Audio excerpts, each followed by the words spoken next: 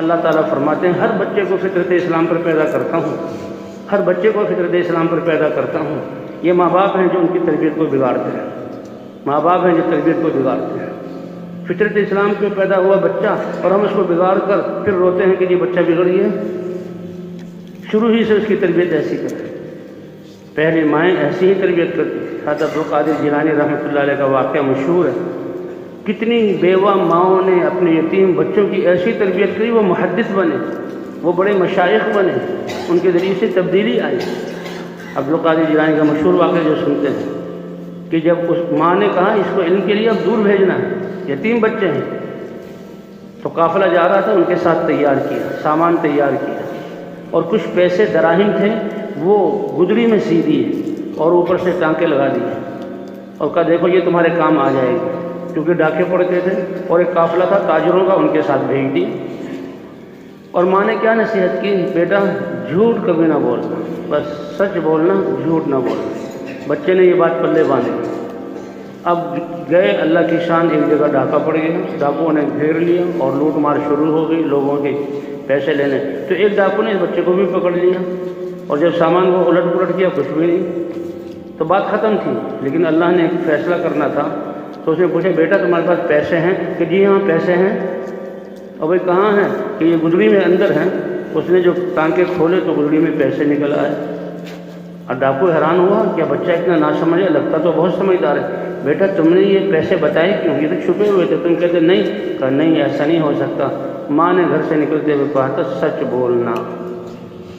وہ ڈاکو اتنا متاثر ہوا، اس بچے کو ڈاکوؤں کے اپنے سردار کے پاس گئے، سردار دیکھو یہ بچہ کیا کہہ رہا ہے۔ ساری بات دہرائی۔ بچے نے کہا میری ماں نے کہا تھا جھوٹ مت بولنا۔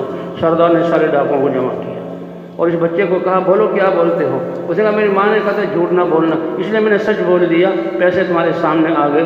ڈاکو دھاڑے مار کر رونے لگے، اے رب العالمین، مسلمان ہوتے ہوئے ہم لوگوں کا مال لوٹ رہے ہیں اور تیری نافرمانی کر رہے ہیں، اور یہ بچہ اپنی ماں کی بات کو اتنا سچا۔ سب نے توبہ کی اور وہ پھر اولیاء اللہ بنے۔ مسلمان بچہ تو ایسا ہوتا ہے۔ جی عبداللہ بن مبارک رضی اللہ عنہ جا رہے تھے، ایک بچے کو کھیلتے ہوئے دیکھا تو کہا شاید اس کی ماں نے اس کو کچھ سکھایا نہیں، یہ بچہ ایسے کھیل رہا ہے۔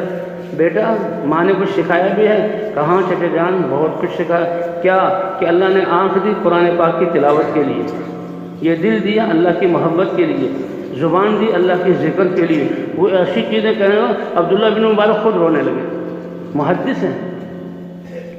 احمد ابن سیرین کہتے ہیں کہ میں مسجد میں بیٹھا تھا، اپنے جہاں کام کر رہا تھا، ایک بچہ آیا اور اس نے ایک کونے میں نماز پڑھی، اس کی نماز کا خشوع میں نے دیکھا تو میں حیران رہ گیا، اور بچہ نابالغ تھا کہ میں اس کو تکتا رہ گیا۔ اور نماز کے بعد اس کو بلایا، پوچھا بیٹا تمہارا کیا نام ہے؟ کہ جی فلاں۔ تمہارے ابا کا کیا نام ہے؟ کہ فلاں۔ ابا کیا کام کرتے ہیں؟ کہ جی وہ کا تو انتقال ہو گیا، میں تو یتیم ہوں۔ تمہاری یہ پرورش کس نے کی؟ کہ ماں نے۔ کہنے لگے اتنا قیمتی بچہ، ماں کی ایسی تربیت، اس کی تو میں خدمت کروں گا۔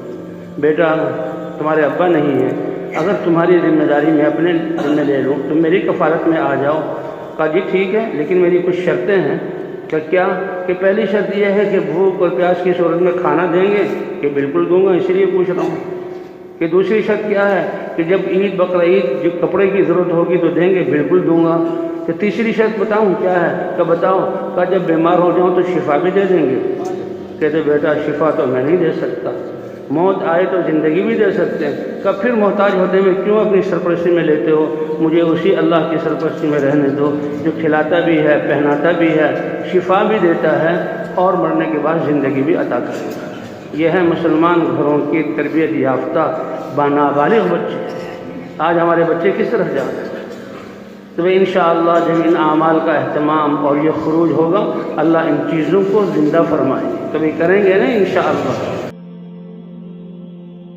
جو کچھ سنا اللہ پاک اس پر عمل کرنے والا اور ساری کی ساری انسانیت تک پہنچانے والا بنائے۔